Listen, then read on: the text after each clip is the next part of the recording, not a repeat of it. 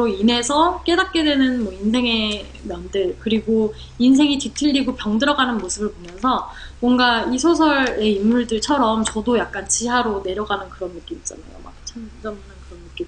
그런 느낌이 드는 그런 뭐 유쾌하지는 않지만 좀 여러 가지를 생각하게 하는 그런 소설이었던 것 같아요. 이 작품은 뭐랄까 좀 방금 전에 말한 것처럼 여러 가지 생각을 하게 하는 소설이고 좀 기발하고 특이해요. 특이하고 좀 예리하고 읽어볼 만은 한데 좀 편안히 읽히는 소설이거나 막 기분이 좋거나 그런 소설은 아닌 것 같아요. 저처럼 아침이나 낮에 읽기를 추천드리고요. 왜냐면 좀 약간 무섭거든요. 뭔가 약간 무서워요. 좀 무서운 소설이기 때문에. 작품은 좋기 때문에 한 번씩 읽어보시면 좋을 것 같고, 이렇게 연약한 작가분이, 연약하게 생기신 작가분이 이렇게 뭐랄까 가슴을 무섭게 한다는 사실이 정말 놀랍고 신기합니다. 그러면 오늘은 채식주의자 리뷰를 마치겠고요. 다음번에 좀 더 재밌고 신나는 책을 가지고 돌아오도록 하겠습니다. 안녕.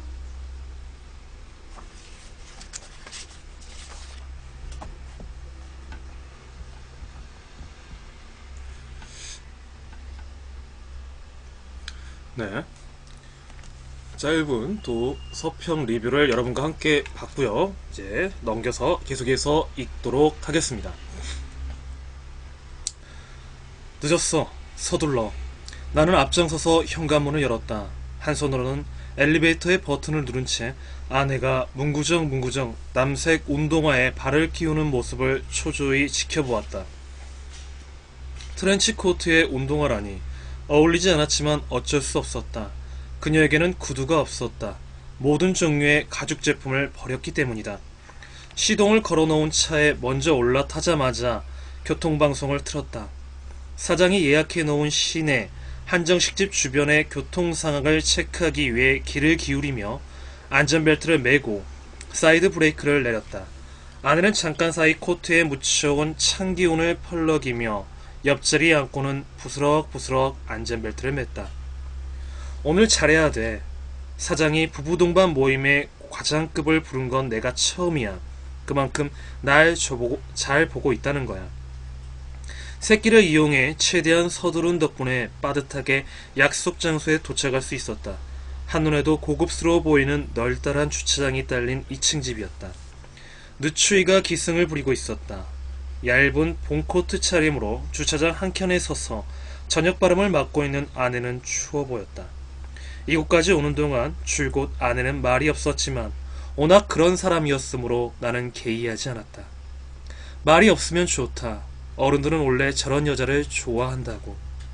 나는 조금 불편했던 마음을 손쉽게 떨쳐버렸다. 사장 내외와 상무, 전무 내외가 미리 와 있었다. 부장 내외는 바로 우리를 뒤따라 들어왔다. 목례와 웃음으로 인사를 나눈 뒤 아내와 나는 코트를 벗어 옷걸이에 걸었다. 눈썹을 가늘게 뽑고 커다란 비치 목걸이를 한 사장 부인이 안내하는 대로 아내와 나는 만찬용 긴 식탁 앞에 섰다. 모두 자주 와본 장소인 듯 편안해 보였다. 용마루처럼 장식한 천장을 눈여겨보며 돌로 만든 어항에 떠다니는 금붕어들을 곁눈질하며 나는 자리에 앉았다. 뜻없이 아내를 돌아본 순간 그녀의 가슴이 한눈에 들어왔다. 아내는 약간 달라붙는 검은 블라우스를 입고 있었는데 두 개의 젖꼭지가 분명하게 윤곽을 드러내고 있었다. 의심할 바 없이 그녀는 브레이지어를 하지 않았다. 사람들의 눈을 살피려고 고개를 돌렸을 때 나는 전무 부인과 시선이 마주쳤다. 태연을 가장한 그녀의 눈이 호기심과 아연함, 약간의 주저가 어린 경멸을 드러내고 있는 것을 나는 알아보았다. 나는 뺨이 상기되는 것을 느꼈다. 여자들끼리의 사교적인 대화에 참가하지 않은 채 멍하게 앉아있는 아내를, 그녀를 흘끈거리는 시선들을 의식하며 나는 마음을 가다듬었다. 최대한 자연스럽게 행동하는 것만이 그 순간 내가 할 수 있는 최선 같았다. 찾아오는데 어려움은 없었어요. 사장 부인이 나에게 물었다. 예전에 지나본 적이 있습니다. 앞마당이 좋아서 한번 들어와 보고 싶은 집이었습니다. 아, 그래요? 정원이 참 잘 돼 있죠. 낮에 오면 더 좋아요. 저 창문으로 화단이 보이거든요. 그러나 음식들이 서빙되기 시작하자 내가 간신히 유지하고 있던 팽팽한 노력의 끈은 끊어졌다. 처음 우리 앞에 놓인 것은 탕평채였다. 가늘게 채 썬 묵청포와 표고버섯, 쇠고기를 버무린 정갈한 음식이었다. 그때까지 한마디의 말도 없이 자리를 지키고 있던 아내는 웨이터가 자신의 접시에 탕평채를 덜어 넣으려고 국자를 들은 찰나 작은 목소리로 말했다. 저는 안 먹을게요. 아주 작은 목소리였지만 좌중에 움직임이 멈췄다. 의아해하는 시선들을 한몸에 받은 그녀는 이번엔 좀 더 큰 소리로 말했다. 저는 고기를 안 먹어요. 그러니까 채식주의자시군요. 사장이 호탕한 어조로 물었다.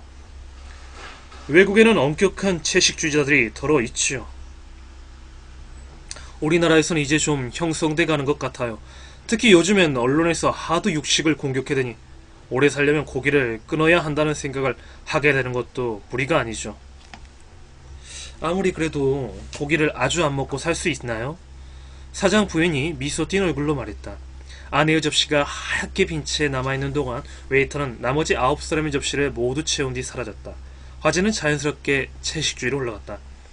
얼마 전에 50만 년 전 인간의 미라가 발견됐죠. 거기에도 수렵의 흔적이 있었다는 거 아닙니까? 육식은 본능이에요. 채식이나 본능을 거스르는 거죠. 자연스럽지가 않아요. 요새 사상 체질 때문에 채식하는 분들도 있는 것 같던데 저도 체질을 알아보려고 몇 군데 가봤더니 가는 데마다 다른 얘기를 하더군요. 그때마다 식단을 바꿔 짜봤지만 항상 마음이 불편하고 그저 골고루 먹는 게 최선이 아닌가 하는 생각이 들어요. 골고루 못 먹는 것 없이 먹는 사람이 건강한 거 아니겠어요? 신체적으로나 정신적으로나 원만하다는 증거죠. 아까부터 아내의 젖가슴을 흘끈거리고 있던 전무 부인이 말했다. 마침내 그녀의 화살은 아내에게 직접 날아갔다. 채식을 하는 이유가 어떤 건가요? 건강 때문에? 아니면 종교적인 거예요? 아니요. 아내는 이 자리에 얼마나 어려운 자리인지 전혀 의식하지 않은 듯 태연하고 조용하게 입을 떼었다.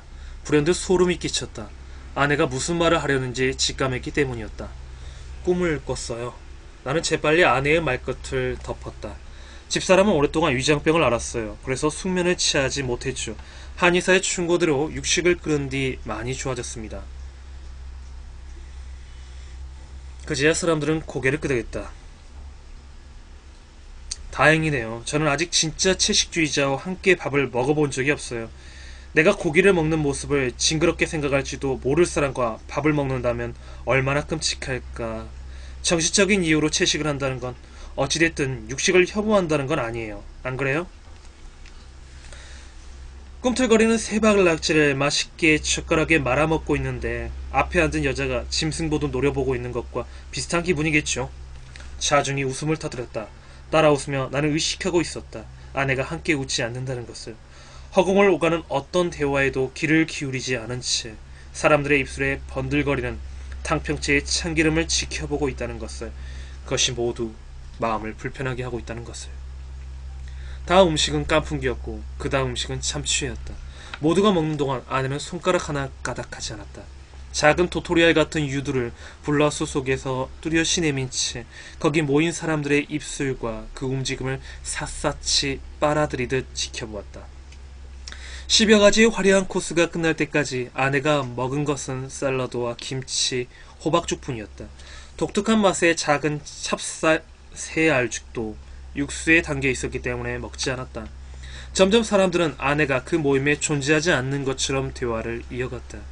나만은 가엾게 여긴 듯 가끔 무엇인가를 물어오는 이들이 있었으나 내심 나조차 한 묶음으로 경원시하고 있다는 것을 느낄 수 있었다.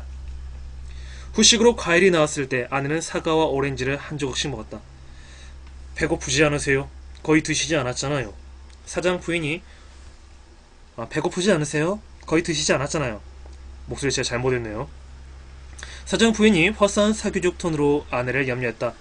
아내는 웃지도 얼굴을 붉히지도 머뭇거리지도 않은 채 대답 없이 그 여자의 우아한 얼굴을 마주보았다.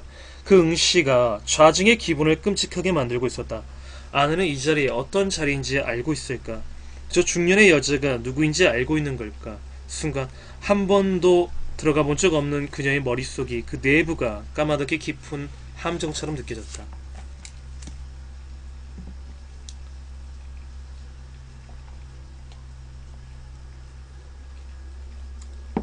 무엇인가 조치를 취해야 했다. 그날 밤 모든 것이 낭패로 돌아간 것을 느끼며 집까지 운전해 돌아오는 동안 나는 생각했다. 그녀는 태연해 보였다. 자신이 무슨 짓을 저질렀는지 전혀 모르는 것 같았다. 졸리거나 피곤한 듯 비스듬히 차창에 얼굴을 기대고 있을 뿐이었다. 평소 내 성격대로라면 화를 냈을 것이다. 회사에서 남편 쫓겨나는 걸 보고 싶어. 그게 대체 뭐하는 짓이야. 그러나 나는 모든 것이 의미 없다는 것을 직감했다. 어떤 분노와 설득도 그녀를 움직일 수 없었다. 내 손으로 뭔가를 할 수 있는 단계가 아니었다. 아내가 씻고 잠옷을 걸친 뒤 안방 대신 자신의 방으로 들어가자 나는 거실을 서성거리다가 전화기를 들었다. 먼 소도시에서 장모가 전화를 받았다. 아직 잠들기에는 이른 시간이었는데 장모의 목소리는 홍곤했다. 다들 편안한가? 요즘 통 연락이 없던데. 죄송합니다. 제가 워낙 바쁘게 지내느라고요. 장인어른은 건강하십니까? 우리야 눌떡같지. 정서방 하는 일은 잘 되고. 나는 망설이다가 말했다. 저는 괜찮습니다. 그런데 집사람이 영애가 왜? 무슨 일이라도 있나? 장모의 음성에 걱정이 어렸다. 평소에 장모가 특별히 관심을 기울이지 않는 것처럼 보이던 둘째 딸이지만 자식은 자식인 모양이었다. 고기를 안 먹는답니다. 뭐라고? 고기를 전혀 안 먹고 풀만 먹고 삽니다. 여러 달 됐어요. 그게 무슨 얘긴가? 다이어트인가 뭔가 하는 건 아닐 테고. 글쎄 아무리 제가 말려도 듣질 않습니다. 덕분에 저도 집에서 고기 맛을 본 지 오래됐습니다. 장모의 말문이 막혔다. 막힌 틈을 타 나는 쐐기를 박았다. 집사람 몸이 얼마나 허약해졌는지 모릅니다. 안되겠구만. 옆에 영이 있으면 바꿔주게. 지금은 자러 갔습니다. 내일 아침에 전화라고 하겠습니다. 아니야 2개. 내일 아침에 내가 전화함세. 그 애가 왜 안 하던 짓을. 자네한테 면목이 없네. 전화를 끊은 뒤 나는 수첩을 뒤져 처형의 전화번호를 눌렀다. 내 살백이 처족한 녀석이 여보세요! 고함치며 받았다. 엄마 좀 바꿔라. 아내와 닮았지만 아내보다 눈이 커서 예쁜. 무엇보다 아내보다 여자다운 데가 있는 처형이 곧 수화기를 넘겨받았다. 여보세요? 콧소리를 섞여내는 처형과는 통화는 언제나 나에게 약간의 성적인 긴장감을 주었다. 나는 좀 전과 같은 방법으로 아내의 채식을 알려 좀 전과 똑같은 경악과 사죄, 다짐을 받아낸 뒤 수화기를 내려놓았다. 마지막으로 막내 처담의 전화번호를 누를까 하다가 지나친 것 같아 그만두었다.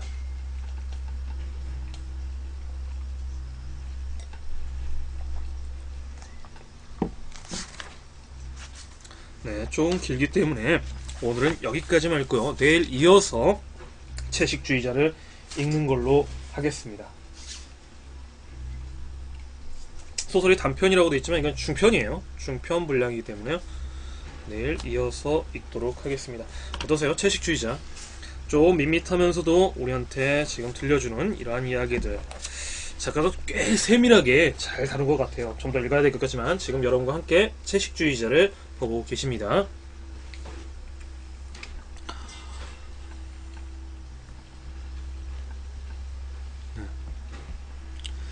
네, 유튜브에서 오늘 이제 봐야 될 뉴스가요. 세월호 청문회입니다. 청문회. 좀 야한 그림이 있는데.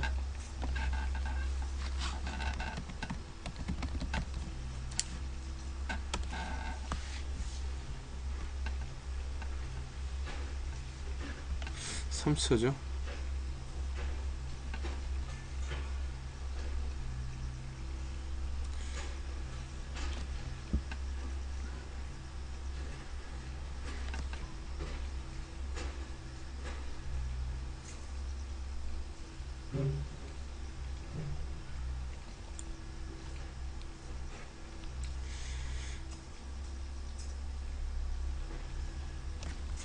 (4.16)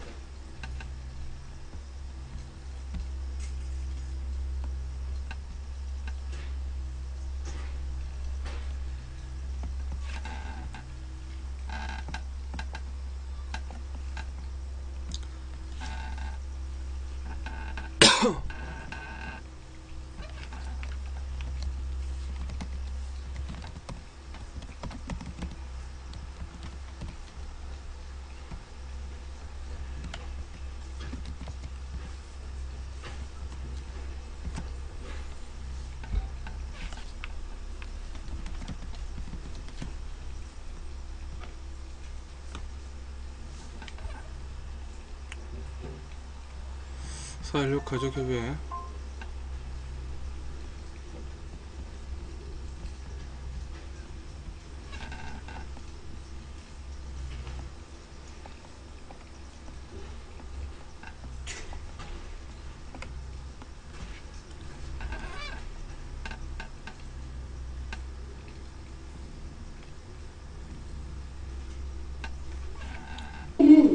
함께 보면서 아무것도 할 수가 없고 그들이 하는 말은 늘 이거였습니다. 물살이 너무 세서 아무것도 할 수가 없고 물속에 들어가면 시야가 확보가 안 되기 때문에 아무것도 못한다. 그 얘기였습니다. 그래서 처음부터 가족들이 다이빙별 얘기도 했고요.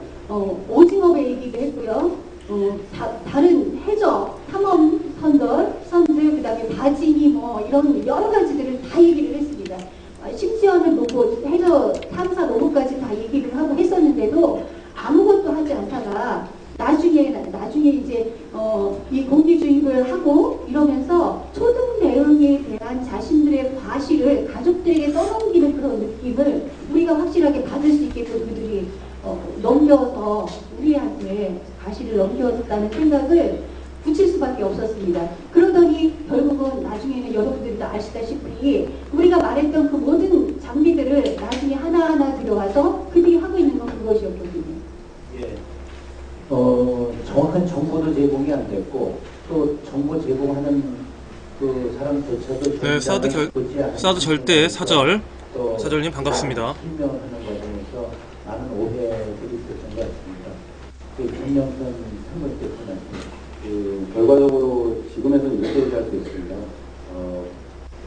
에어포켓 설을 퍼뜨리고 그 당시에 가족들이 많이 흥분하고 그 다음에 수색 구조를 요청했기 때문에 해경 관계자들은 통역에서는 정확하게 표현했습니다. 최단단으로 22시간 동안 살아있었던 사례도 있었다는 얘기를 가족들에게 불평을 했고 그런 거짓 정보와 그 다음에 사실 실제 그 공간에는 결과적으로는 에어포켓이 형성되어 있지도 않았고 네, 오늘은 별말 하지 않고요. 4.16 유가족 방송 이 방송을 이어서 하고 12시쯤에 방송 종료하도록 하겠습니다. 결론은 언론을 잠재우고 가족들에게 진짜 희망적인 그런 고문을 한 거죠. 그래서 가족들의 동료를 어떻게든 바로잡고 자기들의 시간을 보내기 위한 거였다. 대국민을 위한 유가족들을 상대로 한 에어포켓설은 공주입은 필요했다라고 얘기해야 될 것 같습니다. 예. 지금 말씀하신 것처럼 수색과 관련돼서는 여전히 많은 의문점이 남아 있습니다. 그 세월호가 140m나 되는 굉장히 큰 배인데 이렇게 큰 배에 그 가이드라인을 설치하려면은 여러 대의 가지선을 동원을 해서 가이드라인을 설치를 하고 그를 통해서 잠수사들이 잠수를 했어야 된다고 생각을 합니다. 근데 그 현실은 그렇지 않았습니다. 그 유호근 참고인께서는 신물 전쟁에서 보내신 여러 가지 경험에 대해서 말씀 좀 해주시기 바랍니다. 네. 지금 그 세월호를 인양하기 위해서 대력호라는 데가 와 있죠. 저는 그렇게 생각합니다. 과거에 정부가 피해자를 기만하고 국민을 향해 대국민 사기를 친 것을 지금 스스로 방송에서 보여주고 있어요. 무슨 얘기냐면 지금 저 보이는 배가 17일부터 20일까지 사흘 동안 유일하게 세월호 위에서 잠수부를 위해 준비된 작업선입니다.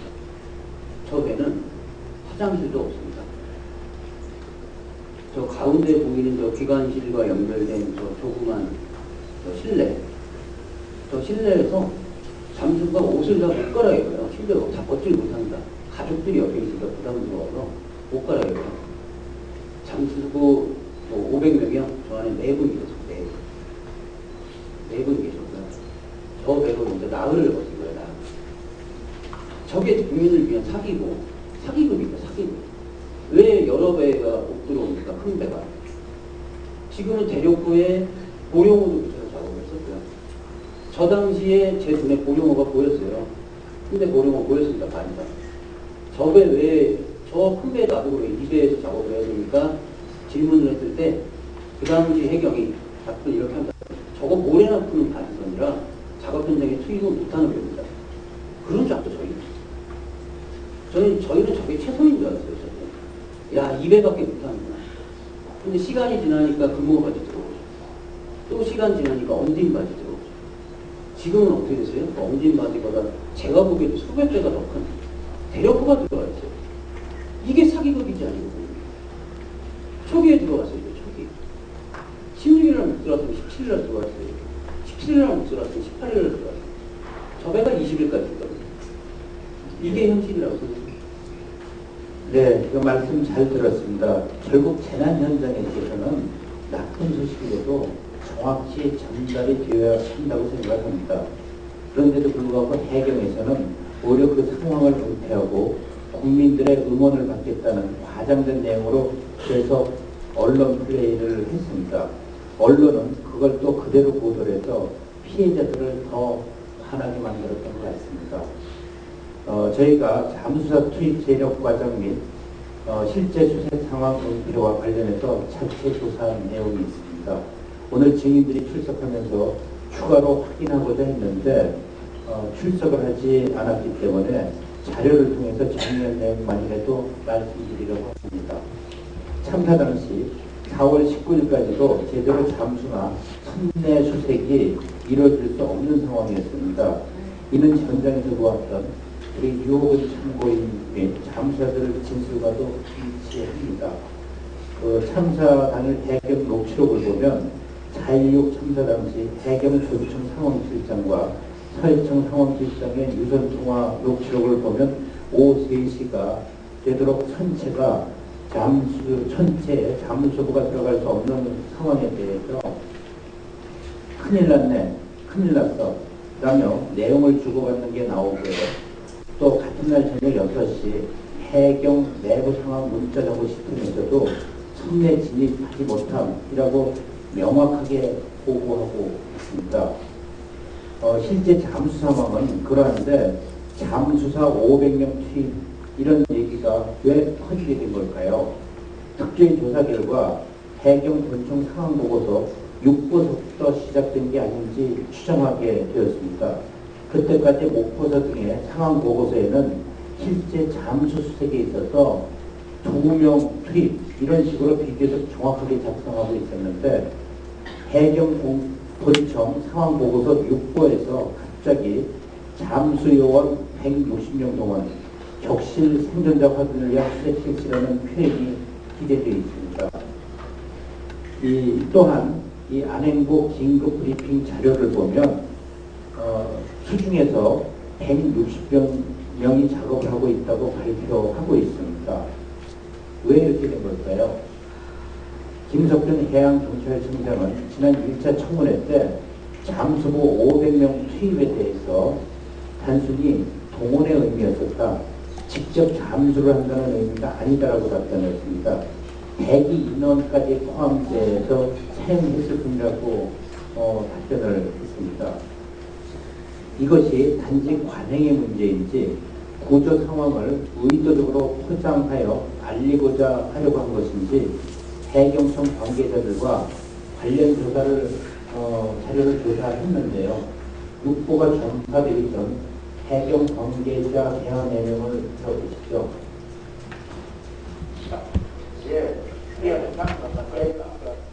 저기 언론에 계속 나오는 게 저기 확인된 겁니까? 확인 안 됩니까? 그냥 우상으로 돼가지고 왔다고 190명 정도 있다고 했잖아요. 그 왔다고 하니까 거기다 우리가 지금까지 160명 카운트 행제에다 190명 우리다가 이렇게 합쳐가지고 그냥 우상으로 청와대하고 인대본에 보고했는데 그것을 어떻게 싶은 거예요. 우상으로 해가지고 아까 목표인자 190명 정도 있다고 보고 올라왔잖아요. 그거를 하니까 그러다가 해가지고 같이 보고 해보니까 그게 아이락하니까 190명이 아이락하니까 한 200명 가까이가 그냥 늘어났다고 사라지고 있습니다. 160명으로 우리는 정확하게 확인을 못했거든요. 그래서 160명 전화씩 보고 싶으니까 근데 아까 179명까지 테이핑 이야기했었어요. 그런데 79명은 170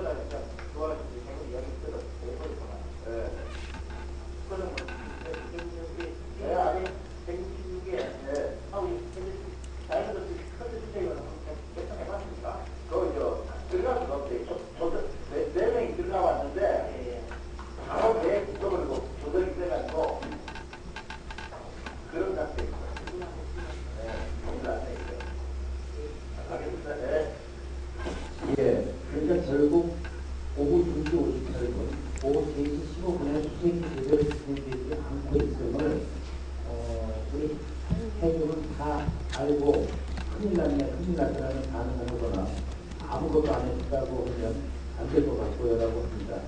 그리고 점팔인 것이 바로 육보상 보고서인데 거기 아까 말씀드린 것처럼 그런 보고서에 없던 잠수원 160명이 각계 등장을 하게 됩니다. 결국 4월 16일자 수색이 제대로 이루어지지 않았는데 아무것도 안 된 상황 그대로 들어가면 안 된다는 생각을 하고 갑자기 160명으로 뻥치게 된 숫자를 쓰고 적실된 생존자 수색 실시하는 그런 기재 내용이 나오기 시작을 합니다. 실제 이 과정에서 해경 관계자들을 조사해 보니 육보는 다른 보고들과 달리 상황 기획팀이 작성되었다고 합니다.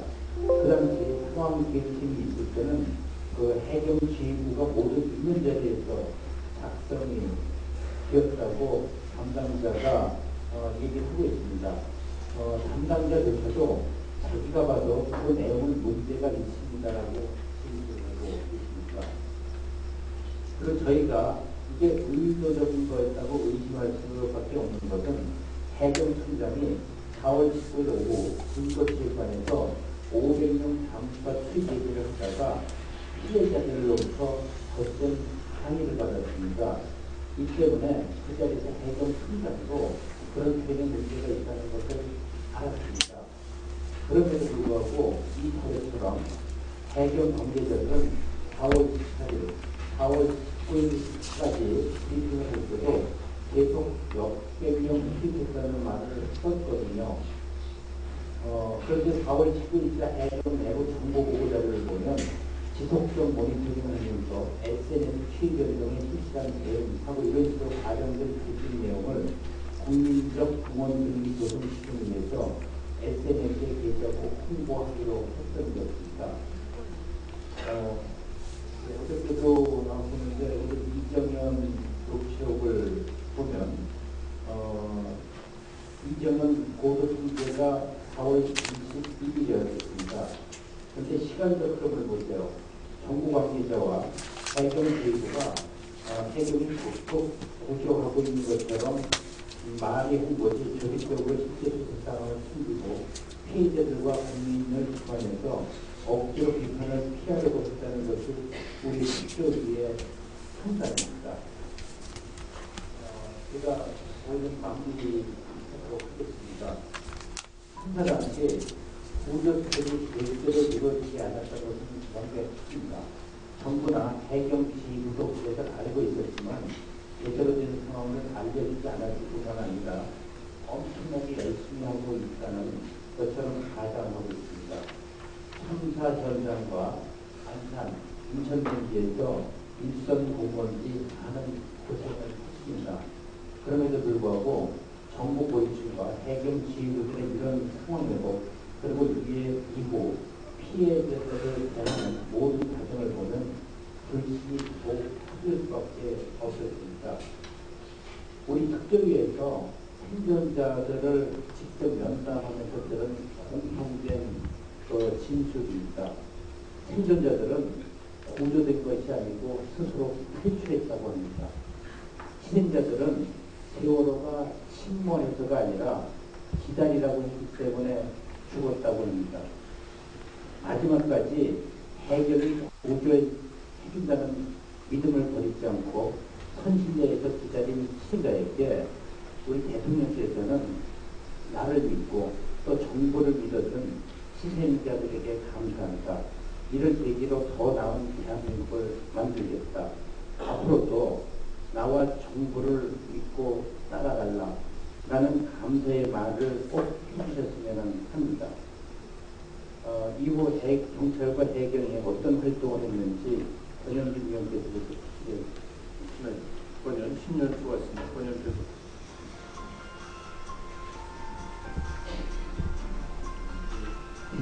지금까지는 수색 현장 정부의 과장과 피해자들의 정부 통제 이런 부분들을 보셨는데요. 저는 예, 선생님. 구조 군안 상황 재난 현장하고 괜찮아요. 집회 과정에서 경찰의 역할 경찰과 관련해서 그 전에 오늘 증인들 출석에 대해서 한 말씀 드리겠습니다. 오늘 이 자리에서 얘기할 내용들에 대해서 그 증인들은 할 말이 없는 것 같습니다. 사실 무슨 말을 하겠습니까? 이 피해자들이 나와서 말씀하는 이런 생생한 내용들을 듣고 어떻게 시정할 것인가 이런 부분들에 대해서 그대로 바라볼 용기조차 없는 게 아닌가 이런 생각이 듭니다. 저희가 입수한 공문은 참사 당시에, 참사 초기에 매일 약 100여 명의 사족 경찰과 해경 정보관들이 구조 분할 정보 제공, 정례 지원 등 피해자 지원을 했다고 주장합니다. 이건 지난 2차 청문회 때 이주영 전 해수부 장관도 지원했고, 그 다음에 경찰과 해경에서 답변했던 내용입니다. 매일 100여 명씩 피해자 지원을 했다고 하는데요. 경찰이든 해경이든 진도체육관을 행복항에서 피해자 지원, 그 다음에 보호를 위해서 어떤 역할을 했는지 직접 그때 경험한 바를 좀 들어보겠습니다. 최영록 부분 말씀해 주시겠습니까? 그 체육관에 있었고요. 저는 사법경찰과 정보과 직원들을 있는 줄 몰랐고요. 17일부터 있었고, 체육관 안에는 경찰이라고 알 수 있는 사람들이 없었어요. 경찰 복장을 입고 있지 않으니까. 경찰 복장을 입은 형광색이 있는 경찰복 입은 사람들은 체육관 밖에 몇 명 있었던 것 같고요. 17일 날 대통령이 오죠, 체육관에. 그때 알았습니다. 사법경찰이 정말 많았구나. 대통령이 왔을 때 체육관 입구 쪽에서부터 체육관 안쪽에 단상까지 대통령이 오는데, 체육관 곳곳에 흩어져 있던 건장한 남자들이 대통령을 둘러싸고 체육관 가운데를 이렇게 가로질러서 앞쪽으로 갔었어요. 제가 그때 체육관 가운데에 앉아 있었기 때문에 왜 사람을 밟느냐, 사람 밟지 마라 라고 소리쳤던 게 기억이 나고요. 그런 일이 없었다면 사법경찰이 얼마나 많이 섞였는지 알 수가 없었겠죠. 그때 알았습니다. 아, 체육관 안에 수십 명 있었구나. 그때 사법경찰 신경을 쳤어요. 그러면 신경도 참고 그 당시에 초기에 그러면 피해자 가족들이 누구고 방문객들이 누구고 자원봉사자는 이런 거를 좀 체계적으로 분류하고 안내하고 이런 역할을 하는 경찰관은 아무도 없었습니다. 왜냐하면요, 19일 날 가족들을 촬영하는 그 보도진들이 체육관 2층에 있었습니다. 2층에 있었고, 구조는 제대로 되지 않고 있는데, TVN에서는 최선을 다하고 열심히 하고 있고 수백 명이 잘하고 있다는 방송을 계속되더라고요. 그러나 막상 체육관 2층에 있는 그 수많은 취재진들, 기자진들은 1층에 가족들이 쓰러져가는 상황이 발생하거나 악을 쓰거나 기절을 하거나 그런 상황이 생기면 열심히 셔터를 눌러댔어요.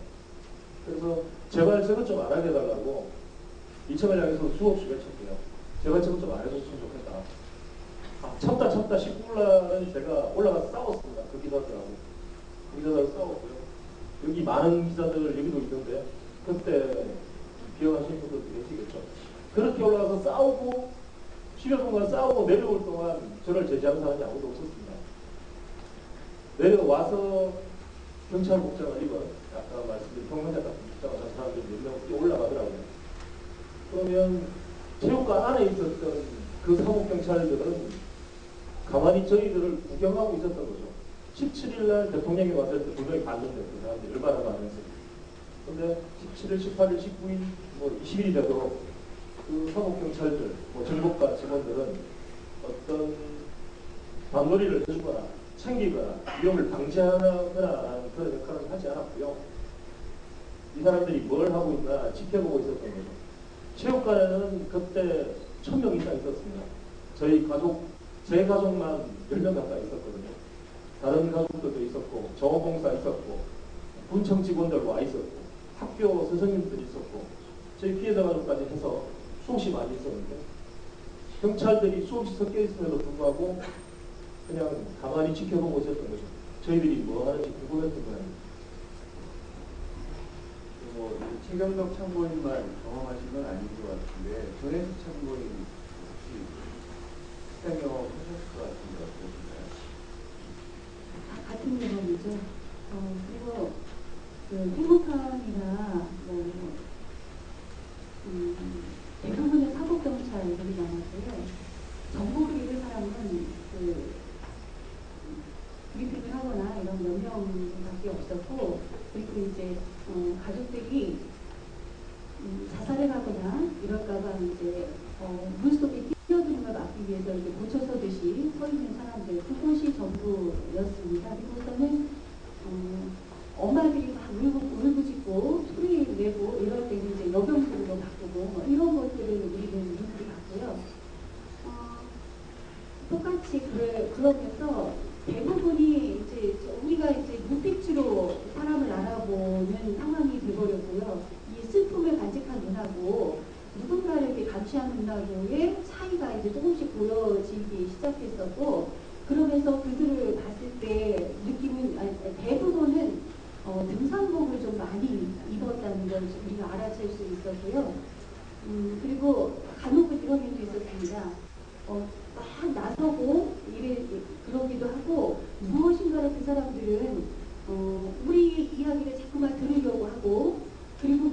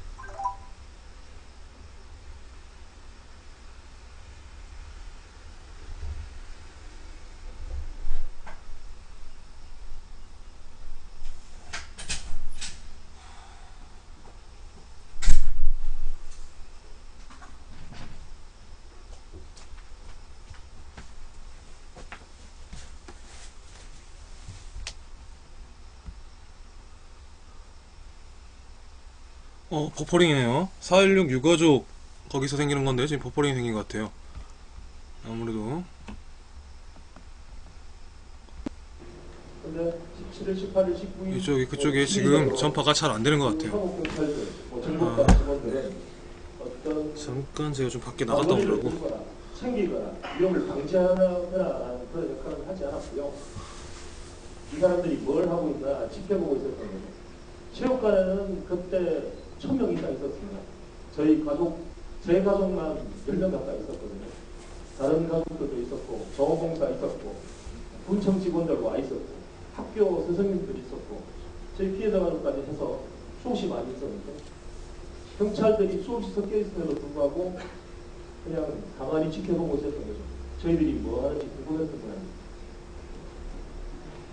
뭐 최경덕 참고인만 경험하신 건 아닌 것 같은데 조혜수 참고인 혹시 실행 경험하셨을 것 같은데 어떠신가요? 같은 경험이죠. 그리고 그 행복한 바둑기도님 식사하셨어요? 대부분의 사법 경찰들이 많았고요. 정보를 입은 사람은 그 브리핑을 하거나 이런 명령 밖에 잠깐 나갔다 왔는데. 그리고 이제 가족들이 자살을 하거나 이런 그러시구나. 물속에 뛰어드는 걸 막기 위해서 이제 고쳐서듯이 정신이 없어요, 정신이. 어제, 네. 어제 비 왔는데 해남 지금 비 오고 있어요. 해남 지금 비 오고 있어요. 이런 것들을 우리는 봤고요. 똑같이 그러면 해남 어제는 안 왔는데 오늘 지금 비가 내리네요. 우리가 이제 눈빛으로 사람을 알아보는 상황이 되버렸고요. 이 슬픔을 간직한 눈하고 그런데 좀 지금 오고 있어요. 확 시원하게 좀 내렸으면 좋겠는데 간에 기별도 안 가게 지금 오히려 이런 날이 더 찝찝하잖아요 지금. 나갔다 왔는데 찝찝해 죽겠어요 지금. 그리고 간혹을 기원해줄 수 있었습니다. 서울 그쪽 경기 쪽에는 천둥 치고 난리 났구나. 이쪽은 고요합니다. 우리 이야기를 자꾸만 들으려고 하고 그리고 무엇인가를 막 적어요. 그래서 뭐 하는 거냐고 막 이렇게 뺏고 물어보고 이러면은 마이크 한번 해보셨어요? 어때요? 되던가요? 이양의 오가 누구 아빠입니다. 뭐 이런 얘기였다가 그 사람인데 분명히 그 사람인데 다른 장소에서 다시 물어보면 2학년 12반 누구입니다. 이렇게 얘기를 하는 거예요. 그리고 그것들이 너무나 잘 알잖아요. 우리가 10반밖에 없다는 거. 아주 잘 돼요. 다행입니다. 열심히 방송하시길 바라겠습니다. 힘내십시오.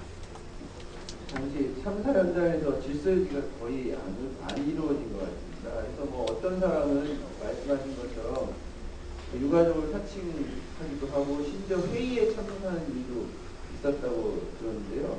그래서 이제 가족들 스스로 명찰을 만들어서 가슴에 8년 아프리카 걸릴 때 그럼 약간 로딩할 때 좀 안 좋겠는데. 상관지도 모르고 있다가 방송을 버는 거는 상관이 없는데 방송하려면 좀 끊기지만 나중에 이제 돈 많이 버시면 그러면서 장만하는 거지. 처음부터 장만의 역하는 것은 좀 아닌 것 같아요 저는. 가족 대표 중에 한 명이었던 해화가 밖에서 체육관 바깥쪽에서 한 사람을 끌고 몇 명의 부모님들과 한 사람을 끌고 체육관 앞쪽 단상으로 갖고 와서 얘기를 했었어요. 내용이 뭐였냐면 밖에서 체육관 안에 있는 사람들의 체육관 안에 있는 사람들의 동태나 상황이나 현재의 상황을 전화로 보고를 하고 있어서 이 사람 누군가라고 해서 잡아왔더라고요. 잡아와서 체육관 앞에다가 그 사람을 세우고 여기서 이러이러한 상황들을 보고하고 있다. 이 사람 꾸락지가 내가 잡아왔다. 청문회 모습보다는 지금 이제 유가족들 증언 생방송으로 지금 여러분은 보시고 계십니다. 가족들은 그 사람의 핸드폰을 뺏어서 통화 버튼을 누르고 마이크를 저기다 갖다 대서 누가 받는지 청문회 동영상을 보고 싶으신 분들은 아프리카 TV에 있는 시사타퍼나 지금 팩트TV 오마이뉴스에서 하고 있습니다. 그 부분을 보시면 될 것 같아요. 라는 공무원이나 이런 것들을 칭하는 그런 또 유튜브에서도 하고 있으니까요. 그걸 보시면 될 것 같고요. 저희는 이제 유가족들의 이야기를 좀 더 듣고 싶다라는 생각에서 416TV 연동해서 여러분과 하고 있습니다. 캠방? 토크 캠방? 그냥 하는 방송? 좋습니다. 어떤 식으로 해선 또 이런 식으로 해서 아프리카 TV의 인맥이 넓어지고 있는 것 같습니다. 좋습니다. 마도키드님 화이팅입니다. 예, 그래가지고 이제 지금 이제 가족들이 말씀하시는 게 당시 경찰관이 제복만 입고 있었어도 쉽게 구별이 됐을 것 같은데요. 그냥 한번 보시죠. 여기 경찰관이 유튜브 내용이 잘 안 들리는 것 같죠? 협업한 조금 볼륨 높일게요. 근무를 정복을 착용해야 되거든요. 그러니까 보통 우리가 음주 단속할 때 그 정복을 입고서 정중하게 함께 상생하는 전략. 함께 상생하는 전략. 업무를 수행하는데 이게 아마 지금 이제 보시면은 정상적인 카메라로 찍는 것 같지는 않고 정상적인 카메라로 찍는 것 같지는 않고 캠코더나 뭐 이런 걸로 찍는 것 같아요. 그래서 조금 화면 연결이 좀 부드럽지가 않은 것 같습니다. 기본적인 겁니다. 다 아시잖아요. 우리 수찰차 돌아다닐 때 다 정복 입고 하는 거 아시죠? 근데 다만 이제 경찰 복지에 관한 규칙이라는 걸 보면은 예외적으로 정보, 보안 또는 외사에 관한 업무에 대해서는 또 근무 중 사복을 착용할 수 있다. 이건 그러니까 좀 예외적인 거죠. 그래서 우리가 결론적으로 말씀을 드리면 이게 만약에 오늘도 바돌키드님 도착하면 방송 종료해야 될 것 같습니다. 그래서 요즘에 정신없어요.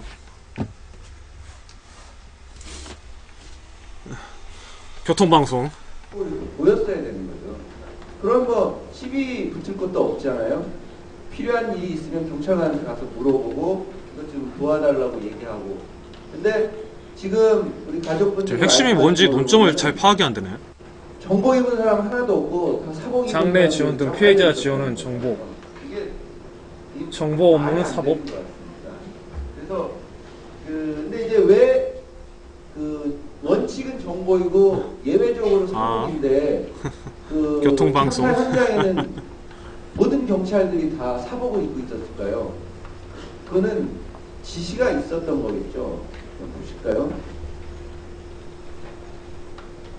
이제 그렇죠. 팩트가 없죠. 에서 보면은 사복 근무를 강조하고 지금 있습니다. 그러니까 피해자를 지원해줄 때 정복 촬영 없고 정보를 지원해줄 때 자, 경찰관들이 업무차 공모를 수행하러 참사 현장에 가는데 지금 이게 청문회 자리가 맞긴 맞네. 그런데 내려왔을 때 받는 느낌은 여당 나왔나요? 오늘? 뭔가 신분을 숨겨야 되는 건가?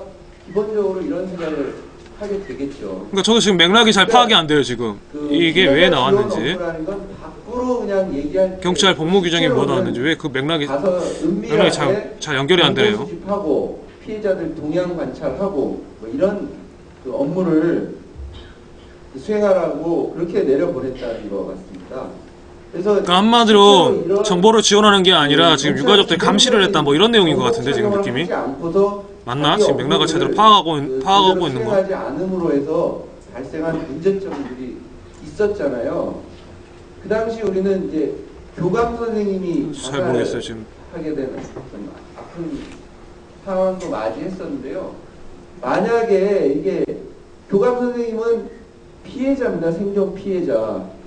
그 피해자 지원 업무를 해서 경찰관이 세월이란 말도 금지어야? 심리적으로 굉장히 아프리카 진짜 여러 가지 걸었다. 또 조사 경찰청에 불려가서 세자가 아니 아이자가 아닌데 역하는 새끼 뭐 이런 게 아닌데 왜 어이자? 교감 선생님이 자살하지 않도록 지금 하고 있어요. 지금 이제 김대중 연세대 김대중 도서관에서 지금 하고 있는 겁니다. 국회에서 해야 되는데 선장 선원들을 경찰관 집으로 모시질 않나. 오늘이 2일차입니다. 어제 1일차 있었고 오늘 2일차.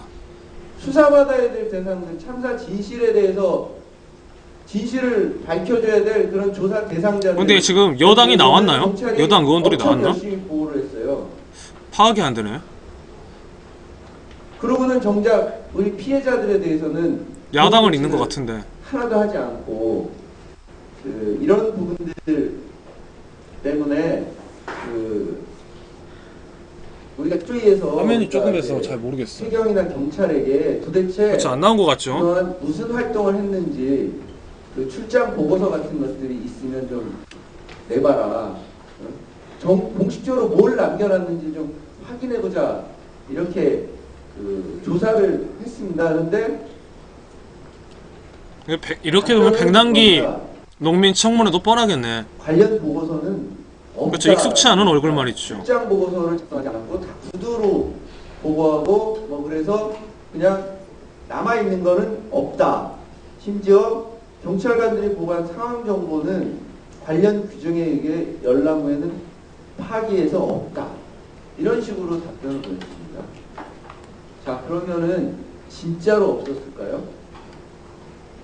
그래도 뭔가 하나라도 찾아내야 특조위가 역할을 하는 거 아니겠습니까? 그쵸. 세월호에 특조위가 대한 확인한 자료 중에 세월호 청문회 서해청 정보과 자료들이 있습니다. 이렇게 보시면 서해지방해양경찰청 중앙구조본부 정보반 이렇게 해가지고 무슨 자료들이 있는데요. 어제 어떻게 됐는지. 이걸 다 또 대외비로 걸어놔가지고 함부로 볼 수 없게 만들어놨거든요. 예, 그걸 이제 오늘 세월호 3차 청문회 둘째 날 증인 전원 불출석할 듯. 그 내용을 확인할 수 있었습니다. 한번 보시죠. 내용이 TBS 이런 교통방송으로 생중계된다. 가족 대표 구성. 그래서 가족 대표 13명이 구성되었으며 이중 밀양 송전탑 강성 시위 전담자도 있는 것으로 추정. 그렇죠. 향후 악어의 모상 눈물. 협상에서 주도적 발언권을 행사할 것으로 전망. 세월호 청문회 마지막 날 이런 해경 해군 있었고요. TRS 녹취 파일 여기서 공개 잠깐 비밀의 열쇠다. 우리 전명선 위원장께 잠깐만 여쭤볼게요. 아까 그 원래 가족 대표 13명 중에 피해자 5분이 명 참고인으로 있었잖아요. 출석한다는데 뭐 이렇게 당시에 지금 그러니까 피해자 강성 시위 전담자가 누군지 알고 있었나요? 이런 순수한 가족 피해 가족들이었었고요. 이제 약간 그 13명이 이제 구성되게 된 부분도 일반인 세월호가 인양되는 과정에서 문제점과 참사 피해자에 대한 경찰의 역할. 아까 그래서 경찰의 역할인가 보다. 그래서 아까 경찰 뭐 이런 게 나왔나 보네. 다분한 목적이 있었던 거죠. 다분한 목적이 있었고 피해자들을 감시하려는 그런 그의 의도로밖에 보여줄 수 없고요. 그 다음에 여론 자체도 그렇게 조성해서 피해자들과 그다음에 함께하고 문제는 여당이 있나? 지금? 느끼게 만들고 아마 그 당시부터 정부 세월호 CCTV 영상 일부 삭제, 속속 드러난 의혹들. 이게 JTBC 기사였네. 오늘 2시간 전에. 국민들을 분리시키려고 하는 다분한 의도와 목적이 있었고 그래서 피해자들을 고립시켜서 이거는 그 힘을 그다음에 텅 빈 증인석 5시간 전에 노컷 뉴스에 정부 투명인간 취급에 세월호 특조위 무력화. 이게 노컷 뉴스 기사였고요. 얘기하지만 저희 가족 대표 13명은 정확하게 세월호 청문회 기준량 2배 넘었던 과적 선박 침몰 원인. 피해에 대한 상황에 대한 보고와 구독자들에 대한 보고를 받을 수 없어서 13명으로 구성이 돼서 직접 정부 관계자들의 상대로 요구사항을 전달하고 가족들의 내용을 전달하고 구조 수색에 대한 실질적으로 파트를 나누어서 4개 파트로 나누었습니다. 방금 이거 개인 목소리는 제 목소리가 아니라요. 세월호 유가족 중에 이제 촬영을 하시는 분의 말씀.